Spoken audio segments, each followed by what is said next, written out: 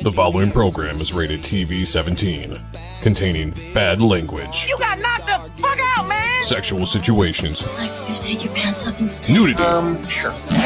and graphic depictions of nut-crunching dick kicks. Oh, I just had to kick him the diddly again. Parental discretion is advised.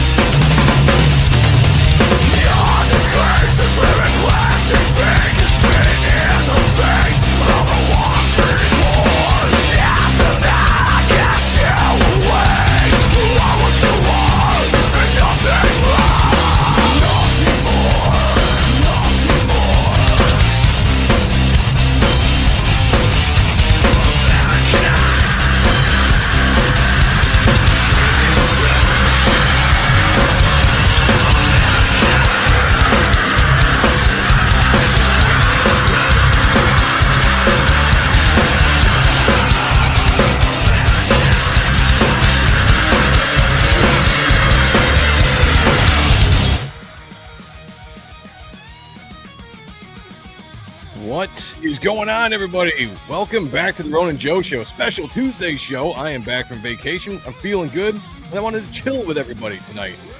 Some things to talk about. Jim Shooter passed away. It's very, very sad. We'll talk about that and the impact he had in the comic book community, especially Marvel Comics. Summer blockbusters. A lot of reviews are coming out for Superman, for Jurassic Park, for Fantastic Four. Are they going to be good? Are they bad? We don't know. And Obi-Wan Season 2? Seriously? All this tonight on the Ronin Joe Show. Let's go.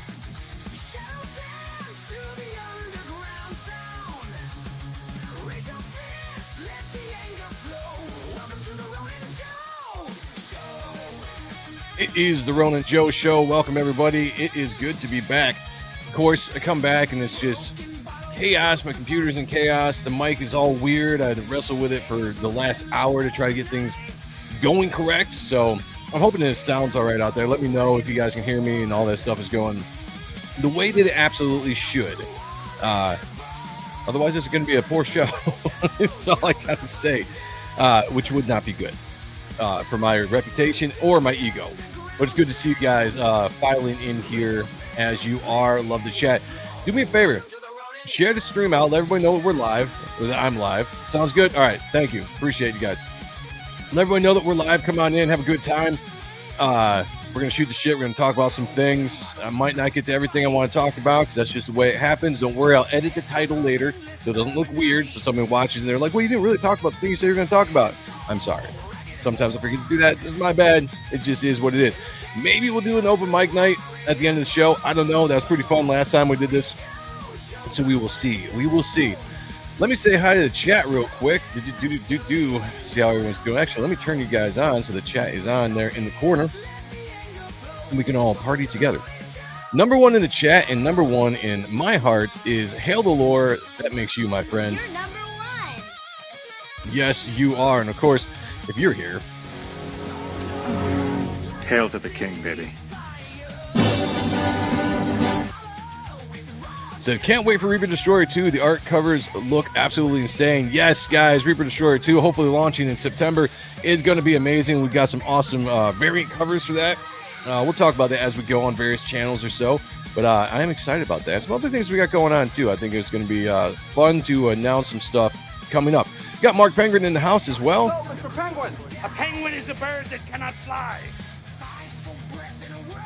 I am a man. I have a name.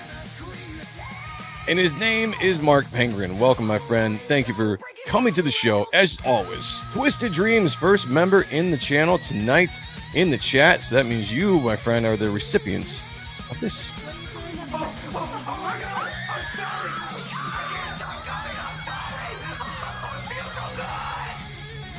Oh, you know, it feels so good to have the members in the channel in the chat tonight. Great to see you guys. Notes. The extraction theory papers. Am I the only one who did the reading? Yes, you're always the only one who does the reading. That's a given. It's a given, my friend. We have the very talented, the very distinct. Wait, no, that's me. Anyway, the awesome man himself, Mr. Mo Biggs in the house, who is going on a 3 in a row winning streak there on the leaderboard in the chat. So somebody's got to try to knock Mo off. He's up in the competition, but great to have you here. Hey, Mo! Mo! What? I finished the drawer. What do you want me to do, kiss you? Well, then go on, put it over there. Oh, lots of inappropriateness. I like it. We have Heath Ward, Cosmic Studios in the house. Great to see you, man. Thank you, as always, for joining us. Afternoon. Looks like sex in here. It always does. Duck Bacon as well says, hail Joe, hail the chat. Good to see you, man. Putting some good art out there on the social webs, as they say. If you guys aren't yet, please follow Duck Bacon on Instagram, on X, wherever you can find him. He's always doing some really, really good work. He's also over there. Oh, look at they got it. You're watching over on the X as well. Yes. Reposted the stream. Thank you, man. I appreciate you very much. If you're watching on X, you're watching on YouTube, please let people know we're live. Come on in and have a good time.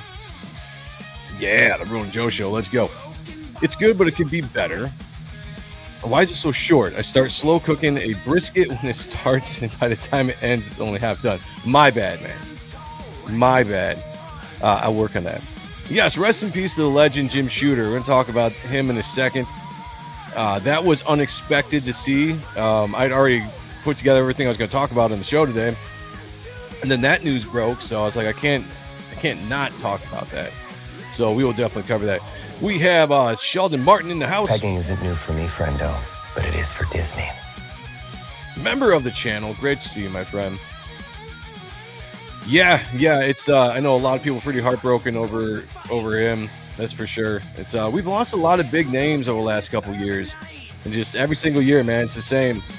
The older we get, a lot of our legends are passing away, unfortunately. We have Christopher Bouchard's in the house. What's up, Joe? How was your vacation? Excellent. It was really, really awesome. Got to get away for 12 days. Drove across the country, California, got to see a bunch of stuff, Disneyland. We stopped at the Grand Canyon on the way out, stopped at Vegas on the way back. It was a good time. A much needed break.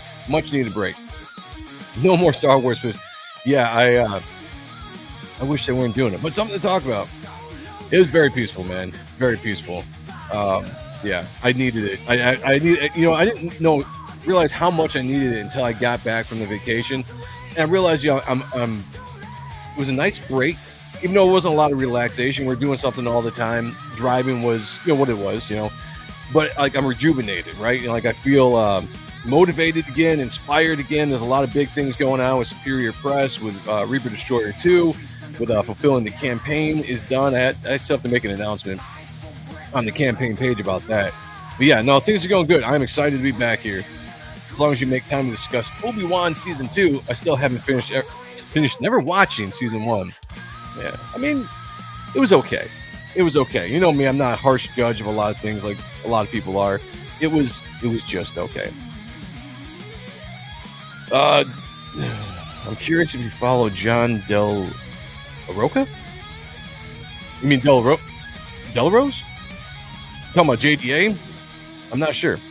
I mean, I do follow him. I follow a lot of people, but, you know, who knows? All right, let's end this, and let's get on with the show. Let's do this. All right. Oh, yeah, it just goes all silent like that. I enjoy the music. It's annoying for some people, but for some reason, you get in the rhythm. You know, you get in the rhythm with the music, and, you know, it feels good. You're welcome, man. You're welcome. I try to give a shout out to all the artists and creators that come in the chat. You know, you guys are doing great work out there, and I hope everybody gets to see it, you know. So if I can help bring some more eyes and direct you guys to it, that's, you know, absolutely what I like to do. Jim Marvel's Sharpshooter. Yeah. Let's talk about that for a second. JDA. I followed JDA. I think he follows me. I can't remember if he and I had a falling out or not. There's a lot of people that I've had arguments with over the last year or so on X that I've forgotten if they're cool with me or not. I'm cool with everybody. I got no beef with anyone. There's some people out there that annoy me that I'd prefer not to associate with, but I would never be rude to them in public, or if we talked online, you know, same thing. Like, that's just not my style. So, yeah, I'm not sure. I mean, a lot of people have strong opinions about a lot of people out there. I try to kind of stay away from that as much as possible, because it's not entertaining for me, you know.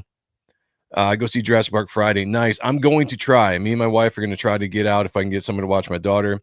I asked if she wanted to go see it because she has seen most of the other Jurassic Park movies, and she said no, this one looked a little scarier. So it might just be me and my wife. So Joe was one of the real. Thank you, brother. I appreciate you. Thank you for noticing my great work, dude. I will compliment your great work all the time. You are the best. You know, you were good looking. I'm ugly. You were smart. I'm dumb. You know, you're tall. I'm short. You're good looking. I'm fat. You know, that kind of stuff, you know. Yeah, you know, that whole thing, you know, honestly, I've got a lot of people muted on X.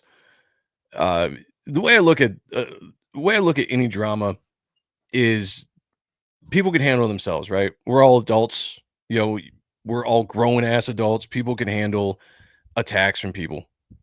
It's just, you know, you can either choose to engage in it or you can choose to ignore it. I don't think there's anything out there that can really ever hurt somebody's business per se, based on the whole X drama stuff. And if it does, then that's a different matter. But, you know, Shane's a big guy. He can take care of himself. He's got a big channel, got a big following. I think he'll be all right. I'd stay out of that as much as I can. Don't be so hard on yourself, Joe. You're not even that dumb. Thank you, man. I appreciate that. I have no idea. I don't want to get into any of that, guys. Prater Seven's in the house. What's up, man? Good to see you. Good to see you. There's a lot of people I'm glad I don't see in real life. The judge said, if I flash one more person, it's a slammer for me. Oh, man. Yeah, I've been there, man. I've been there as well. Where's my... That's a good... I gotta get this going again. Where's the rim shot? There we go. Get that going again. All right, before we get started, I had a page brought up, but I did want to bring up one thing that I am doing now.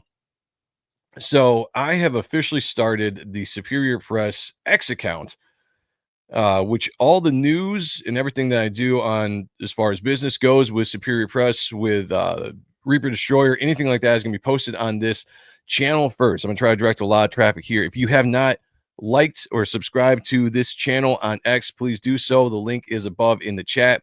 I'm trying to get most of the traffic headed that way because I want to try to keep. I'm start trying to keep business and the personal site separated as much as I can. This is going to be strictly for comic book business and all that kind of stuff. And then my personal site, I can have more opinions, all that. So if you guys haven't yet, you follow Reaper Destroyer, you follow me, follow my company, Superior Press. We got a lot of cool things coming out over the next year and a half that I can't even talk about yet, but things I'm excited about, not only with my books, but some other books as well. So check that out. Follow me there if you would. I would appreciate that. Thank you. All right. Let's just get into things. We're going to talk about Jim Shooter. Unexpectedly passed away, or maybe expectedly. I don't know if people knew that he was battling cancer, which a lot of times these guys keep it personal, keep it to themselves, which is that's the way it should be. It's a very deeply personal thing when you're going through that. So sometimes somebody passes away and you're like, oh, I didn't even know they were battling cancer. But Jim Shooter was an absolute legend in the industry. If you hear guys like Rob Liefeld talks very highly of Jim Shooter on his Rob Observations podcast. I think he had an entire podcast once that was dedicated all to Jim Shooter. I want to say a year ago or 2 years ago or something like that. And just, his rise in the industry and also what he did for a lot of the talent at Marvel at the time. Like Jim Shooter was one of the reasons why, Rob had the success he had at Marvel. He took a chance on Rob, saw the talent, saw the vision, let him grow, let him cook. Same thing with Frank Miller. He was the one to let him kind of take over Daredevil and do his thing. He was probably the best editor-in-chief Marvel has ever had. Go back to Stan Lee, obviously, probably, but in the modern day, I guess Jim Shooter was definitely it. Rest in peace, Chocolate Starfish imprint. Yeah. Oh shit, I completely forgot. Let me okay, take a pause on that. Take a pause on that real quick. And we have to bring up, I see real quick in the leaderboard. If you guys don't know what that is, so YouTube did this thing where they put numbers by your guys' names in the chat. You'll see that there's crowns and numbers 1, 2, 3, whatever. That is to keep track of the number one contributor on the show. So whether that's commenting, interactions, super chats, I don't know how they keep track of it. I say this all the time, but it's something they put up there. So I decided to do something fun with it. We're going to keep track of everybody who's got that number one slot at the end of every single show, whether it's the Ronin Joe show, the Spawn review, or Otten stuff. And you're going to go onto the leaders board. And what we're going to do is we're going to tally up your wins at the end of the year. And whoever has the most number one spots is going to get something special from this channel. And everybody that's involved will figure it out. But we're going to make it fun. So far, Mo Biggs is leading with 3, not only just 3, but 3 in a row. 3 in a row. So right now I'm seeing in the chat, Hail Allure is currently number 1. So he's given Mo Biggs a run for his money. Let's see how long that lasts.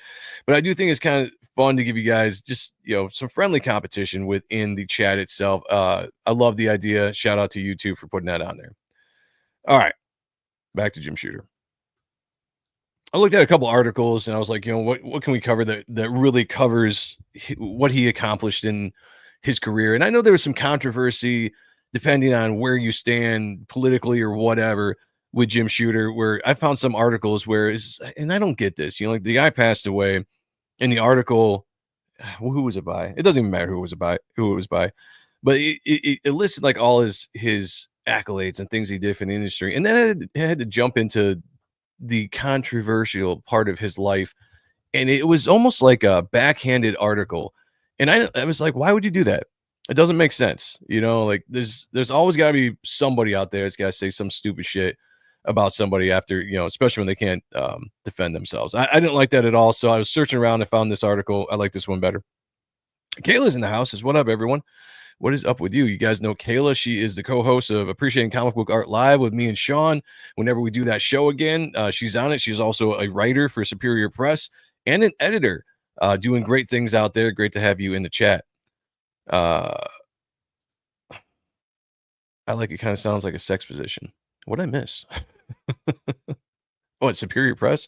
Just followed you. Thank you, guys. Yeah, if you haven't yet, please follow Superior Press. We're going to be doing some fun things through that company. All right, Jim Shooter. This comes from Bleeding Cool? Is that what it is? I don't know. I just grab articles. Sometimes I forget to tell people what this site is. I never credit them, so that's my bad. But yeah, Bleeding Cool. Jim Shooter, Marvel editor-in-chief, founder of Valiant, has died at the age of 73. Mark Waid has confirmed the news. A comic book writer, editor-in-chief, and publisher Jim Shooter has died this week at the age of 73, saying, I've just received word that Jim Shooter passed away of, I have no idea how to pronounce that. I don't know, whatever. Cancer. Fuck cancer. It sucks. Know that all too well lately. Which he has been battling for some time, which I did not know that. But that does suck. Born in 1951, Jim Shooter was professionally published comic book writer from the age of 14. That was what was cool about Jim Shooter, is like he broke into the industry as a teenager. I mean, think about that for a second. I think about myself coming up when I was a teenager, thinking of all these ideas, right? That I was starting to draw as a teen. I'm like, I'm going to break into the industry. I'm going to be the next Jim Lee. At the time, that's who I wanted to be. And of course, you know, I always thought I was better than I was at the time. But I couldn't even fathom breaking into the industry at 14 years old. That's a hell of an accomplishment. Let me get rid of this. No, nothing. I gotta look at that. Let me just do that. I don't care. So yeah, that is awesome. Working on Superboy and Supergirl comic books for DC Comics, writing for both Action Comics and Adventure Comics, including penciling breakdown pages, notably developing, extending the legion of superheroes inspired by Marvel's titles of the day, co-creating many of the along the way. He would also write for the first Superman and Flash race, still reprised to this day. He left comics He left comics to work in advertising, but would later return to be editor in the role of Marvel. He would later become editor-in-chief of Marvel Comics for 9 years. Actually, I thought it was longer than that. I'm not an expert on Jim Shooter. Yeah, Kayla is. She can tell you in the chat. But I definitely know his place in comics. But I didn't realize it was only a 9-year run. Up here, they would include Chris Claremont and John Byrne on Uncanny X-Men, including demanding the death of Jean Grey, John Byrne on Fantastic Four, Frank Miller on Daredevil, Walt Simonson on Thor, and Roger Stern on Avengers and Amazing Spider-Man. He would also write the most influential series, Secret Wars, which introduced Spider-Man's black costume. He also launched the new universe series of titles, including co-creating Starbrand, a character who was partially modeled after himself or on himself. He introduced See, this was a big thing. If you guys listen to Rob Liefeld talk, I think this is the biggest thing he did. Like, yeah, he did great with the big summer blockbuster crossovers, everything he did as editor-in-chief, but the fact that he did this, which completely changed the industry in the late 80s, early 90s, whenever this actually happened. They'll give a date here. No.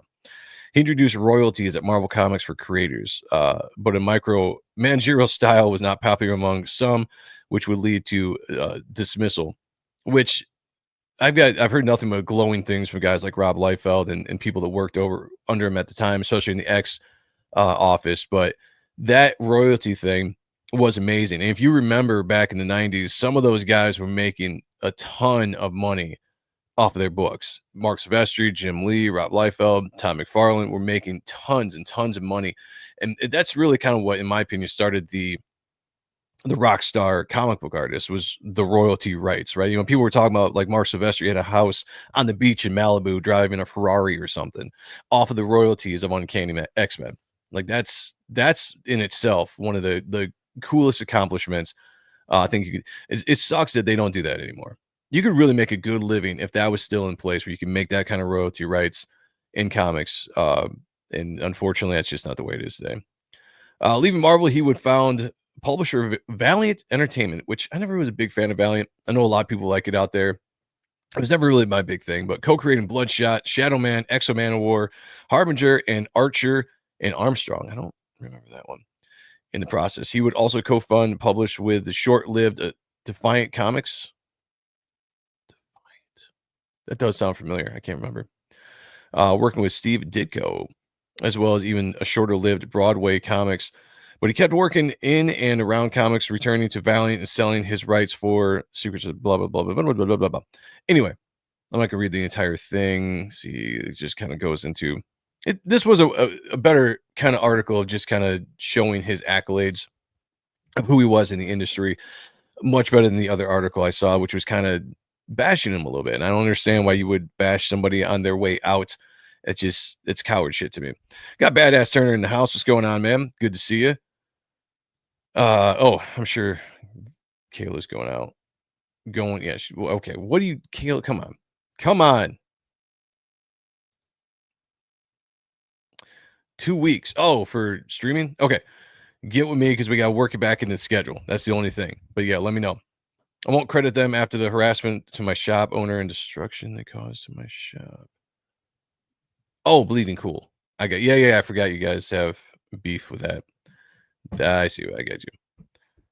My Twister dreams would probably be like Sarah Michelle Gellar and Jessica Biel playing that game. Ooh.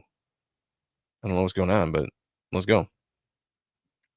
Okay. What are you guys talking about? They're really trying to pressure Joe into to blow out. Look, what is going on? You guys are all crazy. Crazy. Hey, Paul, what's going on, man? Good to see you, brother. Paul Acevedo in the house. So, yeah, rest in peace to an absolute legend. Age of 73, kind of right around the age my dad passed away. He was 76, but I understand how the whole health thing can go. My dad dealt with health problems for the last 30 years of his life. I saw him battle a lot of things, including cancer, amongst other things. I'll text you, Joe. I redacted my comment. Well, I already know all about that. You've already told me about it before. We don't need to go over it again. It's okay. On the leaderboard, you may have names as Twister. Did I have Twister Dreams? I do. All right. Okay, I'll change that. I do kind of like that, though. Twister Dreams. The blowout comment was referring to the ads on the site. Oh, sorry. Yeah, I was trying to ignore those a little bit. As long as they don't bring out like, a giant dildo or something, then I'll be fine. I won't be struck. But if that was the case, then watch out. Got Edwin in the house. Hail to you, man. Good to see you. So shout out, rest in peace. I'm gonna drop an RIP in the chat. I'm gonna see some RIPs in the chat for Jim Shooter as we send him on his way. Absolute legend. Rest in peace, my friend. Rest in peace. I know Kayla got a chance to meet him, and a lot of people did. So as far as I know, the comic book industry would not have been the same without him. That's an absolute fact. Marvel would not have been the same. I don't think the guys that we admire, like Frank Miller, obviously with me, Rob Liefeld, Jim Lee, Todd McFarlane, Mark Silvestri would have gotten like as big as they were. They got their starts if it wasn't for him giving them a chance when he did. So absolute shout out to that man right there. All right, Twister Dreams. All right, rest in peace. Let me get some more RIPs in the chat, everybody. Let me go. Let's go. Oh, look at that. Got some Star Wars, Marvel, purist. That always trips me up, man. Good to see you, man. Thank you for being here. Yeah, there we go. All right, there we go. RIP. Yes. Shout out. Salute, my friend. Salute. Moment of silence.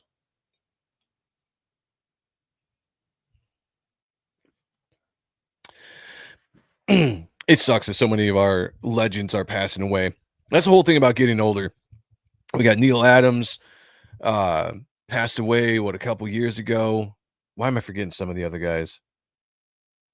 Help me out here. Well, we lost quite a bit over the last few years. Absolute legends in the industry. And that's just, it's going to keep on happening, unfortunately. Yes, sir. John Snowden, what's going on, brother? Member of the channel. Great to see you. Yeah, Peter Davis. Right. Thank you. He just passed away. That's crazy. It's like almost too many. Or David. What? I'm reading. Peter David. Yeah, passed away. George Perez. Thank you. That's who I was thinking of. I'm bad with names sometimes. I'm like thinking of all these guys like George Perez, Neil Adams, Peter David, Jim Shooter. Yeah, it's way too many. Way too many. We lost Rob Arnold's hair. Did we? That sucks for him. I mean, I lost mine a long time ago. So, but sorry. Perth Comics is in the house. He's still alive. He's still alive, though. Okay. Keith Giffen or Keith Griffey? Who the hell is Keith Griffey? Giffen. Keith Giffen died? Oh, no. Okay. Damn. Too many to keep track of. Like, that's just, we lost Kelsey, but we'll find him again. Yeah, he'll be found again. We can bring him back. Actually, Miss Kelsey. Ken Griffey Jr. Did he pass? I mean, yeah. I think I forgot that. Honestly, that's just crazy. Trump threatened to drain the swamp, and Kelsey went into good God. Yeah, shout out to the Core 20s in the house. Good to see you guys. That is, if you guys don't know, if you're newer to the channel, the Core 20 is the number of people that are always in the chat at one point or another. So let me give you a shout out. Hail the Core 20. Hashtag C20. Shout out to Sean. Hail, my friend. Hail. Oh, yeah. Okay. Reviews are coming out. I don't know how excited. I feel like we talk all the time about Superman and Fantastic Four and Jurassic Park, but how can you not? Like, those are the three big blockbusters, and they're all dropping this month. And we're starting to get reviews on the movies, if they're going to be good or not. Now, I'm hopeful amongst most people. That's just who I am. I got my reservations, don't get me wrong, but I am hopeful that some of these movies are going to be good. And we're going to see. I see, who is it? Christopher Bouchard, is that you that said you're going to go see Jurassic Park this weekend? Let's check out what some people are saying about Jurassic Park. Now, depending on what you were looking for in a movie, can I close out all this shit? Fucking no, get out of here. I don't care. Just stop it, fuckers. Jurassic World Rebirth reviews. More of the same, for better or worse. Now it depends. Is it more of the same of what we just saw with the Lost World series, where the first one was okay? It was a semi-nostalgic reboot a little bit. And then the next two movies were kind of so-so. They kept getting worse as they went. The third movie, I don't even remember because I saw it once and quickly forgot it. And I'm a big fan of the series. Or is it going to be something that's a little bit more of the same, as in just fun comics or fun movies? Let's go. Speaking of fun, Blue Boy Comics is in the house. Hail, bro. Good to see you. I did like the newest preview for... Yeah, dude. Yeah. No, me too. I think it's going to be good. I figure we'll cover some of these reviews, but I think it's going to be good. The art of your book looks sick, by the way. Thank you, man. Thank you so much. Appreciate it. Reaper Destroyer 2 scheduled tentatively for launching in September. We'll see how that goes. I got to get the mailing list up and make an official announcement that fulfillment of the campaign is done, and get through all that. And then we're going to charge forward with Reaper Destroyer 2 as soon as we get a chance to crowdfund an airboat. That would be cool. I've heard some reactions of Jurassic Park, but I'm still going to see it. Yeah, I see, that's the thing. Like, the reviews to me don't matter too much, because I'll always judge it on what I my personal opinion of seeing the movie for myself, but it is interesting to see what people think when they come through. Let me take a real quick look. Who is Hail the Lure still number one? Look at that. Hail the Lure still number one on the leaderboard. As of right now, we have Twister Dreams in second place, and Mo Big in third. Let's go. Darmex is in the house. Hail, good to see him. All right. The idea of bringing back the Jurassic World franchise only 3 years after ending the mediocre yeah, there definitely was. Feels like such a risk. Does it though? But if they're doing this, then I guess it means it's because they got a great story to tell, right? Or that's what they think. I mean, we have David Cope writing the script, and Gareth Edwards. I don't care who these people are. Anyway, how could this possibly go wrong? Well, I never thought I'd say this, but Jurassic World Rebirth is mid-tier. That is incapable of justifying why it even exists. Holy shit. I should have maybe I should have picked a more positive article. I don't know, this was the first one I grabbed. 5 years post Jurassic World domination, 2022, an expedition braves isolated why can't I read today? Not that I can read any day. Regions to extract DNA from 3 massive prehistoric creatures from a groundbreaking medical breakthrough. Does anybody, I'm going to test anybody out there that knows Jurassic Park or was there when it happened in 93. I would have been 11 years old. Does anybody remember when they were talking about the original sequel to Jurassic Park? There was rumors going around. What were those rumors? You're probably not going to get it. I'm just going to say it out there. The rumor was that they were going to have to go back to Jurassic Park because I'm forgetting names. The chick in Jurassic Park, one of the kids, gets sick, and they had to go back to Jurassic Park because she got a virus or something from her experience in Jurassic Park. Had to go back to Equator. Is that what is it? Equatorial regions. Equator, whatever. Okay. And they were going to have to go back to the island to get the antidote by getting DNA from one of the dinosaurs. That was a long-standing rumor, right? It never happened, obviously. Michael Crichton came out with Jurassic Park 2, and they kind of loosely, Steven Spielberg kind of loosely took that book and made it into Jurassic Park Lost World, which, by the way, the book was so much better. If they had stuck more towards the book, man, I don't know if you guys have read the sequel to Jurassic Park by Michael Crichton. Such a great book. And I hardly read. I listened to that in audio, so I can't even claim that I read it. But that was amazing. They should have stuck with that instead of doing the whole San Diego Godzilla, aspect of that movie. It would have been better. YSA's in the house. Great to see you, man. Yeah, it's been a second, man. Great artists in the house, as we always have. Please go follow YSA on Instagram, on X, wherever you can find them, Facebook. Crowfire Studios is in the house. Good to see you guys. Thank you for being here. Appreciate you all joining in. And I only spotted one part in Jurassic Park inspired by the novel. The first one or the second one? Because I did read the first one as well, or I may have listened to it on audio back then. And the books are way better than the movies, just hands down. There's more horror, more violence. I remember listening to the book as a kid, and granted, it was 93 and it came out.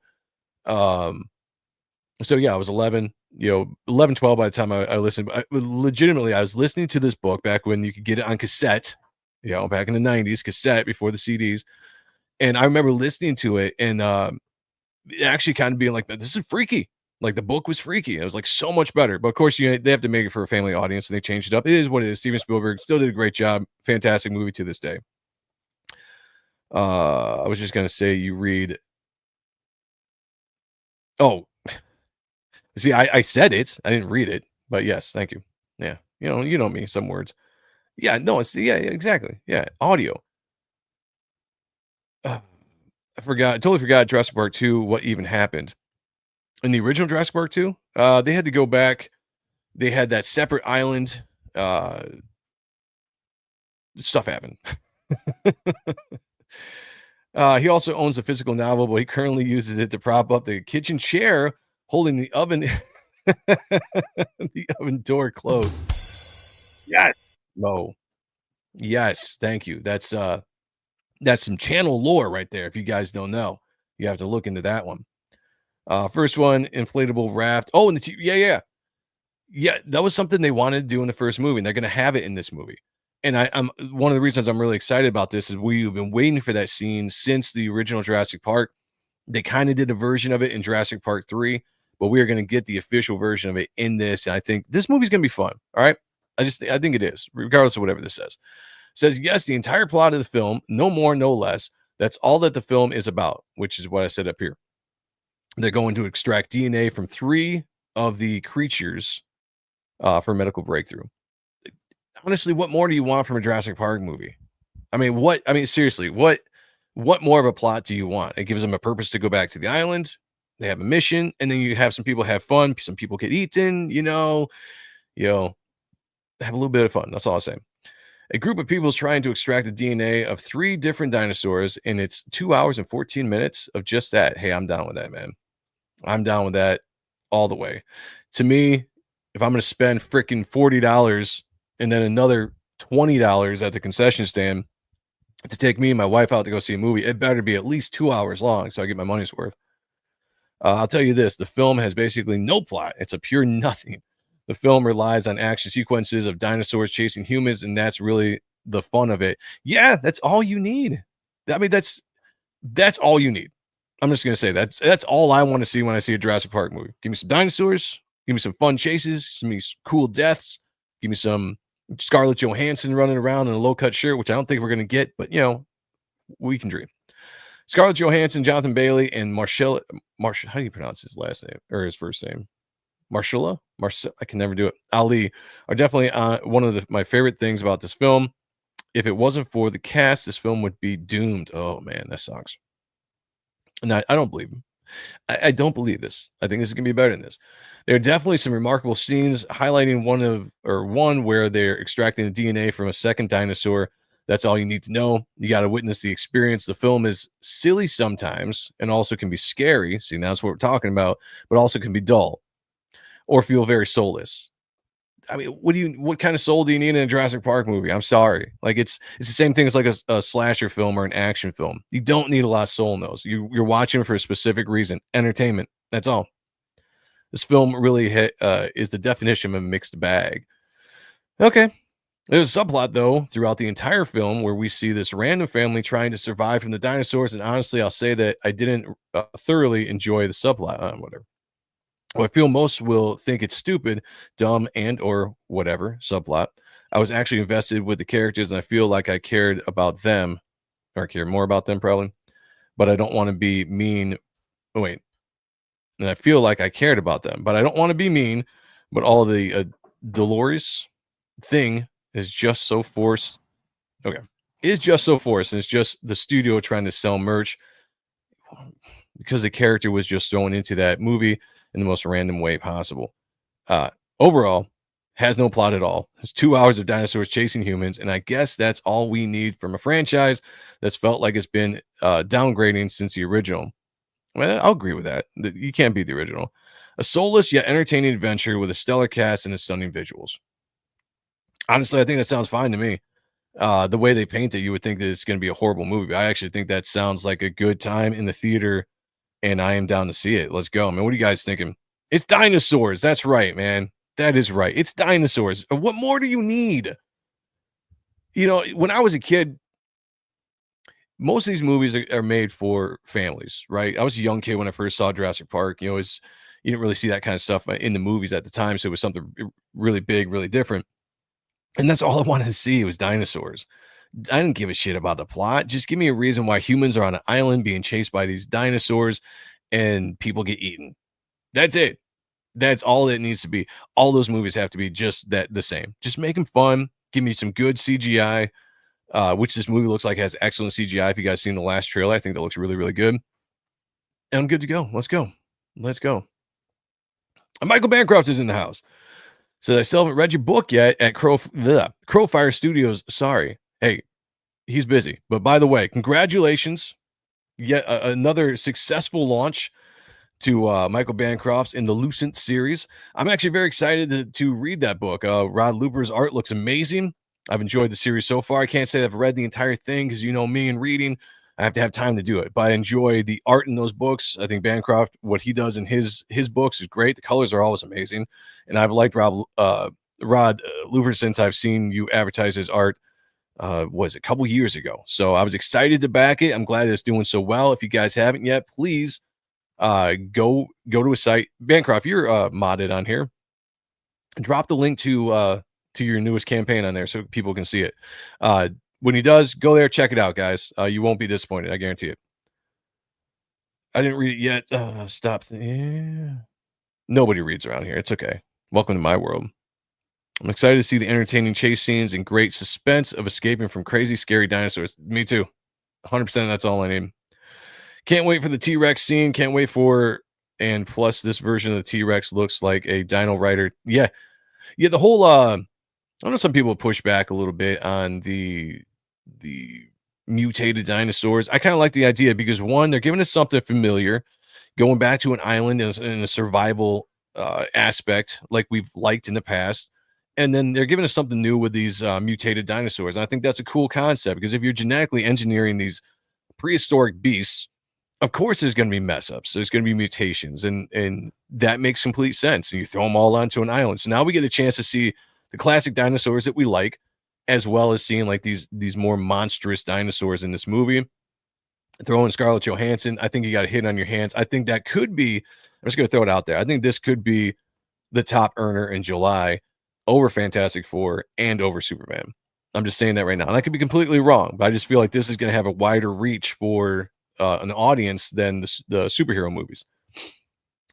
I'm still yet to see another Jurassic Park movie, but the first one, I'll get around to one day, maybe. Nice. Well, at least you saw the important one. What did I miss? There's Isla Sonar and Isla Nublar. Yes, I can never remember the names of the islands, but thank you. That is it. My wife was down here. She'd tell him, she'd say the same thing. I'd be like, whatever. Island Site A and B. That's all I got. Did you hear the speculation that Owen Grady was the kid Dr. Grant scared in the first movie? I heard that. I heard that rumor. I don't know. Did they ever? Was that ever said to be true? Was that confirmed? That would be cool because that would be a good tie-in. It would be smart if they did that because you could tie it back to the original. And I think that would be pretty cool. And it's enough years have passed that the age could probably work, as far as the character's age. So, I mean, I'd be down for that. Okay, we got that one. Let's see. Let me catch up. What are you guys saying here? At least it looks like a serious dino movie, but we still see blood and gore. I think you're going to see, we've seen blood and gore in the Jurassic Park series. Nothing major because it's still a PG-13 movie. They have to appeal to the family market, and that's who they're going for. But we've seen certain areas where they can get a little bit more gory. So will this be a little bit more gory than books or the movies before? I don't know. Maybe. We'll see. Where did I get down to? Yeah, that's the plot. Dinosaurs, people getting eaten. That's not serious. Yeah, that's the plot. Dinosaurs, people getting eaten. It's not that serious. Yeah. That's what I'm saying. Like some of these reviews, sometimes I think you want too much out of certain genres of movies. I say the same thing when it comes to comic book reviews. Like, there's some comics that are meant to have deep stories, like The Lucent. It's a good, makes you think, it's well written. And then you get story, like Reaper Destroyer. Reaper Destroyer, it's an action sci-fi fantasy. Like different stuff. You have action movies, you have dramas, you have comedies, all that kind of stuff. I feel like sometimes people go into movies thinking everything should be held to the same light as far as storytelling. I'm like, no, dude, if you're going to go see a slasher movie, you just want to see people get killed by a cool serial killer. You want to go to an action movie, you want to see big guys with guns and maybe some tits. You know what I'm saying? That's what you want to do. As long as it's better than Jurassic Park 3, I'm good with it. Yeah, I've found that over the years, I've had a better opinion of Jurassic Park 3. It's still one of the weak. Well, it was the weakest of the original trilogy, and then they made the second trilogy, and the last two movies are probably fall under Jurassic Park 3 now. Mobig says that actually might explain the absence. The CCP, wants Feathers to push their Feather Dragon propaganda, yet they opposed transgenderism and gayness. Oh, shit. I like that. Mo, are you number one yet? I'm disappointed you're not number one. Let's see. Let's go. Still number 3. Okay. Are you just holding back because you're trying to give everybody a fair fight? I think that's kind of what you're doing today. Like, you just want to give everybody a chance, to catch up to you on the leaderboard. You don't want to go too far ahead. Just like the hare and the tortoise thing, I think, is what's going on with this. I can't believe Bancroft is bragging about being so scared his mom had to hold his hand. Yes. I like that. I remember the first time I saw Jurassic Park, my mom took me. I loved it. It was great. But my mom screamed in that scene where they discover Samuel L. Jackson's arm, and then the raptor comes out from the cage. She screamed so loud, she scared the people in the row in front of us. I mean, they didn't jump because of the movie. They jumped because my mom screamed. I'm pretty sure I saw popcorn flying all over the place too. It was awesome. I didn't watch the last couple Lost Worlds because the terrible CGI that covered Gwen Stacy's huge. Oh, that didn't it? Yeah, she does. She's got a nice little dumper there. But I think you sold me on this one, Joe. Yes, let's do it. That's what I want to see. I'm not trying to give you guys some hope. Go. And if it sucks, you can blame me because I forced you to do it.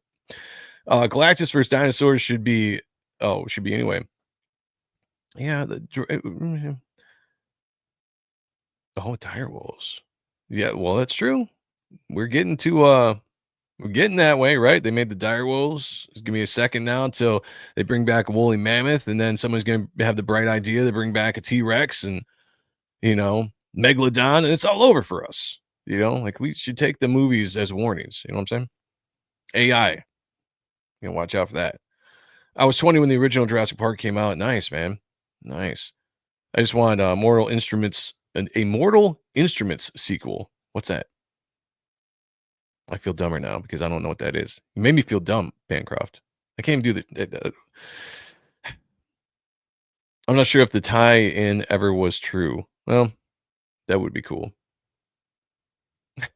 If I was going to make a Jurassic Park, it's Predator vs. Dinosaur. That would be cool, man. I'm not going to argue with that, John. It'd be a lot better than some of the Predator stuff they're doing now, right?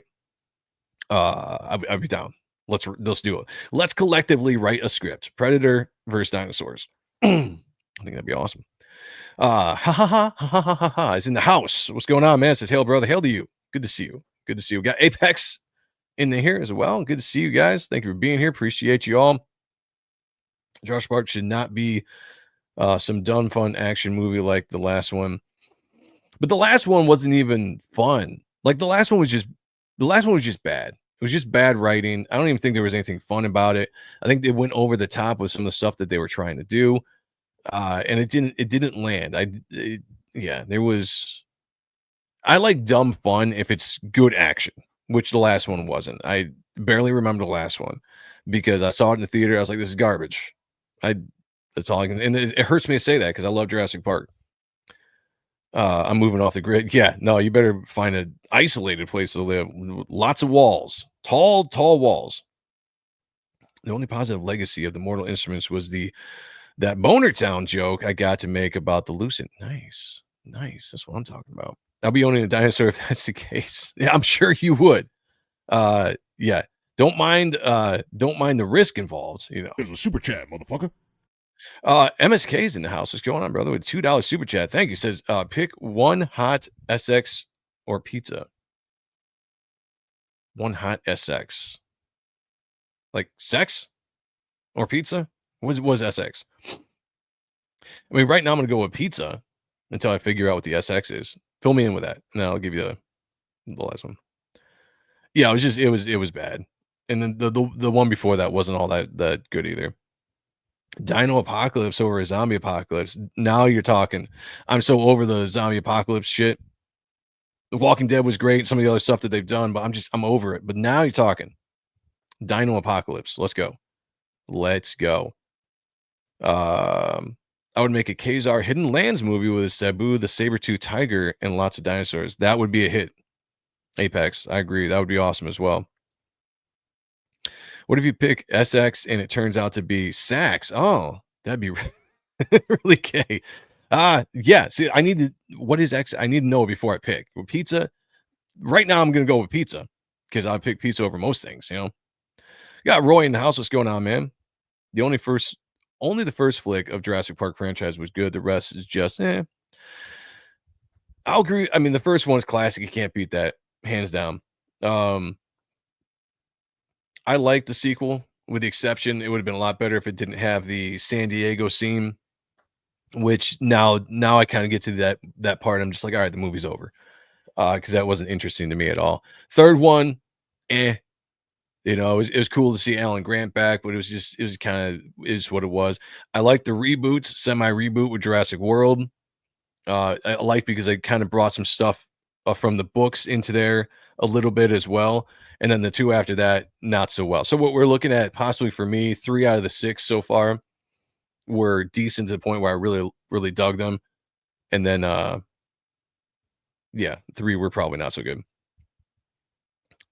The man paid $2, Joe. Pick sex. Is that what it stands for? I'm not good with just the abbreviations and stuff. You have to spell it out so I know what I'm picking. But even then, there's like so many variables, right? Hot sex, but with who? Hot sex with a hot chick? What qualifies that?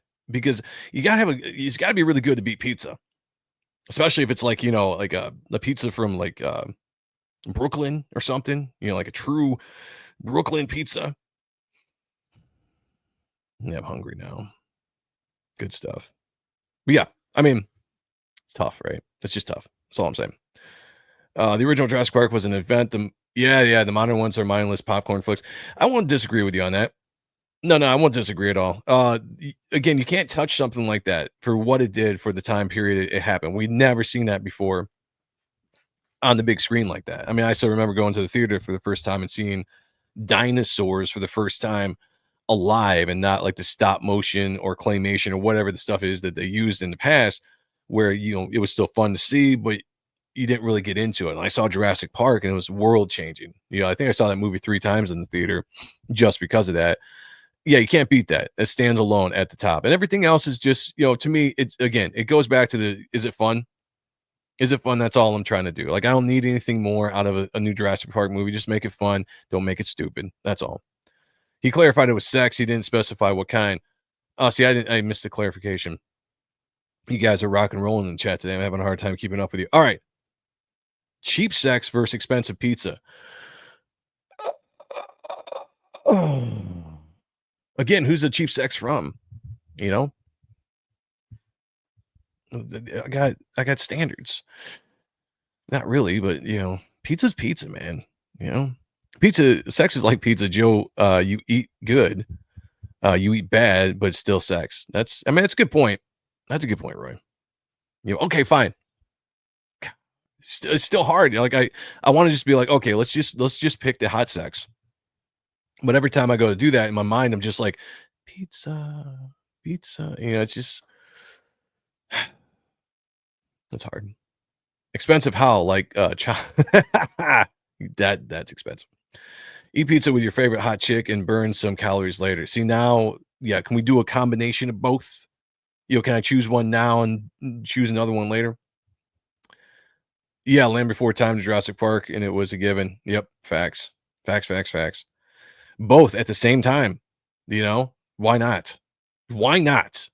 You get the good pizza that's like, the cheese is falling off of it. You got a hold, like, you can get hold with 2 hands. And you bottom half me doing whatever. You eat that pizza, maybe cheese falls on her. You got to eat it off. That becomes like, like that's a hot sex right there because of hot cheese for the pizza. God, I'm hungry. Yeah, I can go for some pizza right now. Cheap sex doesn't mean good sex. That's true. That is true. Chicago pizza is undefeated. That's pretty good. Don't get me wrong. I've had Chicago pizza. I've also had pizza from Brooklyn. I have pizza from Los Angeles now. I have pizza in Texas. I think we pretty much covered the majority of the spots in the United States. And I have to say, Brooklyn for me, hands down. Brooklyn was awesome.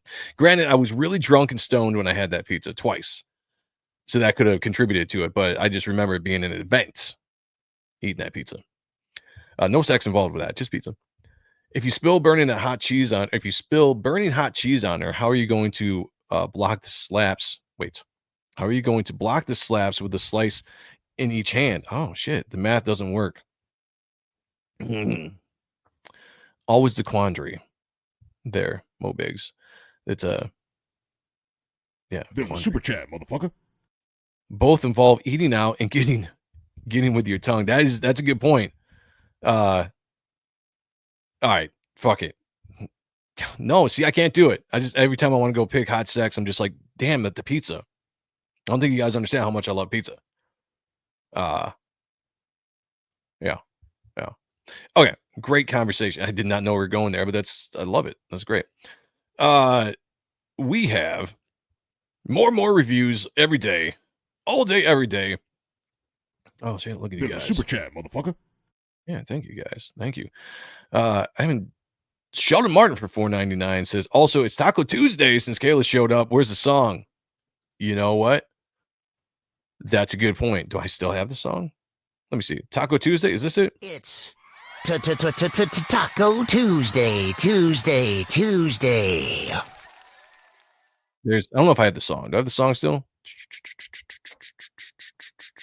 Here we go. I'm gonna get struck for this, but let's do it. It's Taco Tuesday. Yeah, Taco Tuesday. You know what's funny about that? My wife actually just texted me about 10 minutes ago saying, "You want a tacos?" And I'm like, "Let's go, tacos."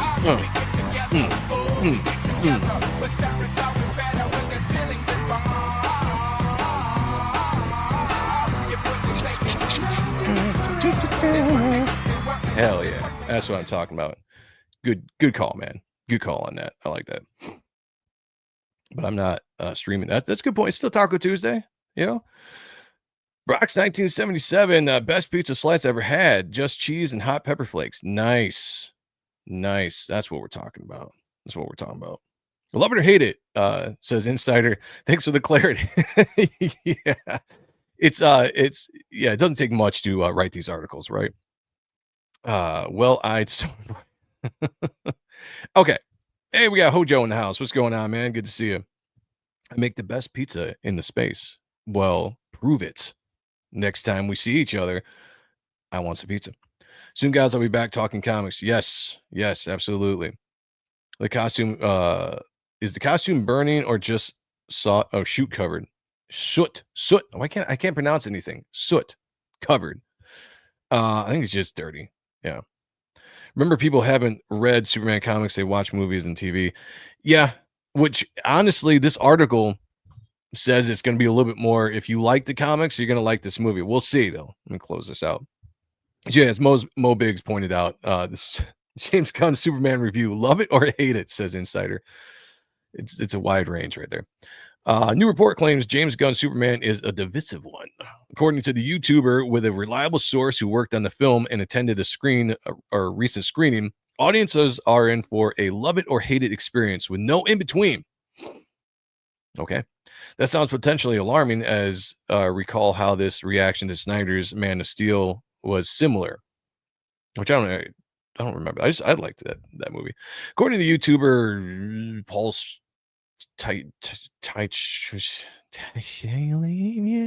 podcast, who has been leaking info out of the UK, including tidbits about Star Trek and the new Alien vs. Predator universe. Interesting. Superman comic fans will love this movie, while the Zack Snyder Man of Steel fans and even the general audience may hate it. So take that what you will. Superman comic fans will love that it's a love letter to the comic books. However, Zack Snyder Man of Steel fans will hate that it's on the goofier side of things, like James Gunn's Guardians of the Galaxy. Regarding the general audience, the YouTuber says that it might not like it and could feel frustrated because the movie is fast-paced and some of the detail and the jokes might fly over their heads. This is my worry about this movie, is that it's going to be too goofy. There's so many people that came out and they bashed the Snyderverse because it was too dark. They didn't like the depiction of Superman, and I get it. I'm on both sides of that. I like the movies, but I also understand what people are saying. My biggest worry is that James Gunn was going to come on and completely take it in the opposite direction. And now we're going to get too much of a jokey, goofy Superman that's just going to seem just a little bit off. I'm so excited to see this movie. I'm holding out judgment until I do, but these are some of the things I'm worried about. David Cornsweet as Superman brings the humanity. The YouTuber says that David Cornsweet delivers a solid performance as Clark Kent, bringing vulnerability and uncertainty to both his Superman and his human side. The only worrisome about that to me is like that should be tributes of Clark Kent, vulnerability and uncertainty. Superman, no, there should be a difference there. Like you're playing two different characters essentially. Superman should not have the same attributes as Clark Kent, even though they're the same person. I get that, but I don't like that. So we'll see where that goes. The Insider said that the portrayal adds a much needed human element to the character that past films haven't fully explored. But isn't that kind of the point? You don't really need Superman to be humanized. That's what Clark Kent's there for. Superman is a near God in power. He's not a God, but he's near God in the fact that he's got the powers. Yes, he struggles. He can have emotions, anger, sadness, all that kind of stuff when you're dealing with loss within his world. But Superman should be vastly different than Clark Kent. So we'll see how they handle that. We get to see both an unsure Superman and an unsure Clark Kent. Why? Which I actually think is really nice, says the YouTuber. That's one of the parts I don't like. Maybe some people are going to like it, not me. The film doesn't rehash the Superman origin, which is great. We don't need that. Instead, it jumps right into the action. While that means less character development for the supporting cast, the YouTuber's source notes that the movie moves fast and keeps the energy high. Hardcore DC fans might appreciate skipping the usual setup, which I do like that. I think the vast community now, especially if you know the comics, we don't need to see origin after origin. Let's just jump into it. If you don't know the origin of Superman by now, with all the movies that have been out, then that's on you. A comic book movie for comic book fans, general audiences could be lost. James Gunn is said to have packed Superman with deep cuts, references, comic style pacing, and lots of characters. Again, the tone is said to be closer to the Guardians of the Galaxy than Man of Steel, which maybe some people are excited about. I think there's an in-between here that needs to happen. I don't think the Guardians of the Galaxy tone is right for Superman. You could do something somewhere in the middle. I just worry there's going to be too many one-liners after one-liners. I feel like you're going to make Superman too jokey where you can't take him as serious. Nathan Fillion's Guy Gardner. The source says that the fans of the comics may appreciate characters like Nathan Fillion's Guy Gardner, but casual audience could find some of the humor and the characters off-putting or confusing. If you're not a hardcore comic book fan, you're just going to think that the character is a buffoon, says a YouTuber. He's supposed to be funny, but if you don't get the joke, which is true for an extroverted character, really, he's just going to be irritating. See, some of this stuff, I could completely see. The YouTuber adds that the robots in the Fortress of Solitude don't work well in the film. The source has always said that basically about the robots, that they're supposed to love the robots. You're supposed to feel an attachment to these characters because Superman does in a way. They're almost like parental figures. They look after him. They've cared for him. You're supposed to feel that, explains YouTuber. But according to the source, actually, you just get irritated by them. And if you've seen some of the clips, yeah, I can see that 100%. Lois Lane. Lois's Lane storyline is a bit complicated. It goes through as a rush, says the YouTuber. We see a bit of a development of the relationship. They show the friction with their relationship and the journalist and the superhero. That works really, really well. Which you saw that in that one clip where she's interviewing Superman, and he doesn't expect to get the hard-hitting questions, and he gets kind of irritated. We'll see how that goes. Nicholas Hoult as Lex Luthor. The YouTuber adds in the comments that while the Superman trailer didn't come off too well, the subsequent trailer got it right. He is pretty good, actually, the YouTuber says about Holt's Lex Luthor. Takeaway. James Gunn's Superman is Rocky Balboa. So the real takeaway, according to the Insider, is that if you're into the comics, you'll likely enjoy what Gunn did with the movie. However, if you're expecting a traditional Superman flick, even something like the Christopher Reeves films, you may be disappointed, as it sounds like Gunn's film is more on the comedy side of things Either way, the movie reportedly goes all in on Gunn's vision, for better or for worse. It reminds me when the source was telling me about this. It reminded me when the source was telling me about this of that Rocky scene when he says it's not about how hard you get hit, it's about how well you take a pounding and remove the strap on from your ass. So I don't know. These are things I worry about with Superman. I'm still excited to see this because I'm a big Superman fan. I always want these movies to be good, but stuff like this we don't need the Guardians of the Galaxy tone. That was good for Guardians of the Galaxy. It worked well for that series. Superman, I don't know if you need that. I know it might be too much comedy. I mean, what are you guys thinking when it comes to that? As my computer freezes here for a second. So give me 2 seconds. I'll get back to the chat. Holt's got a weak voice. Yeah, I guess I can see that. We got the Gooch in the house.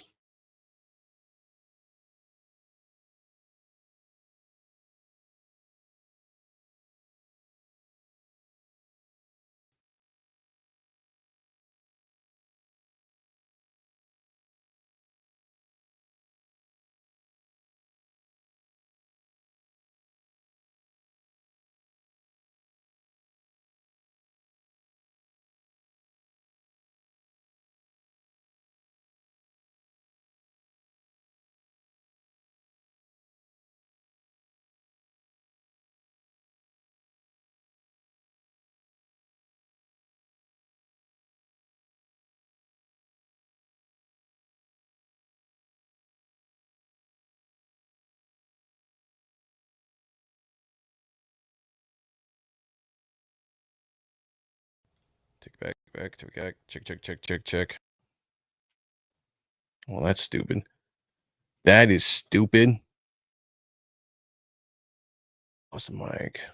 Hello. I'm back. No, I'm back. I'm muted. I'm back. I'm good. All right. Good times. It's fun. I hear you. Still muted. You're back. My TV had a stroke, or Joe is muted. Back. There we go. There you go. Now I hear you. All right. I don't know why that happened.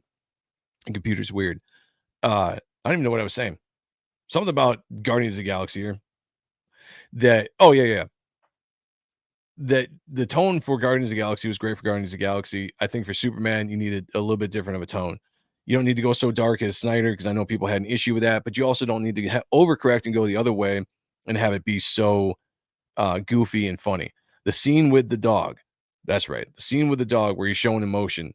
I didn't have a problem with that. I know it caused some division amongst the nerdom when that scene was dropped and people were arguing about Superman's, how he would handle that situation, blah, blah, blah.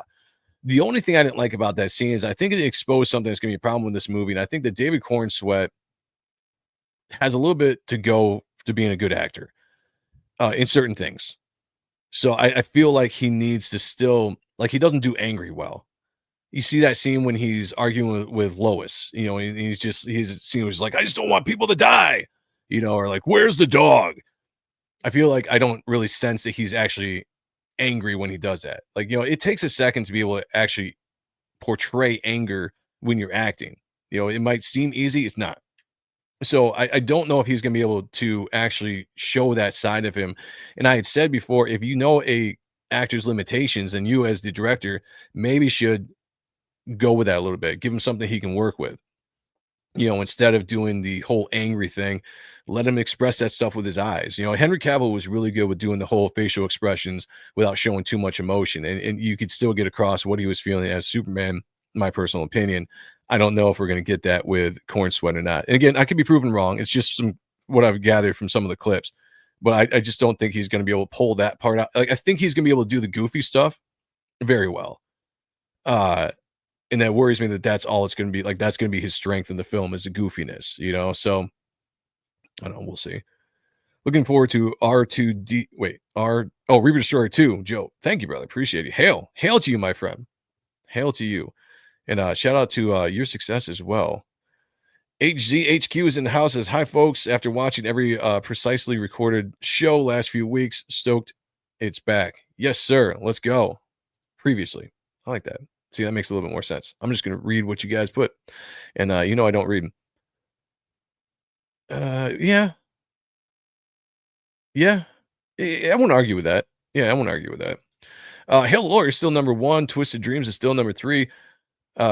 Craziness. Mo Biggs. I'm telling you, I think Mo Biggs is taking it easy tonight. So yeah, I don't know. We'll see. I'm gonna go see that as well. I'm hoping it's good. I don't know. Did Gooch get his intro during the mute? I did. Well, did you not hear me say it? I'll say it again. What up, Gooch? Good to see you, man. Maybe I was muted when you first jumped in, so I'm gonna re-say it. Shout out to the Gooch. If you guys haven't yet, go check out his channel, Diabolical Souls.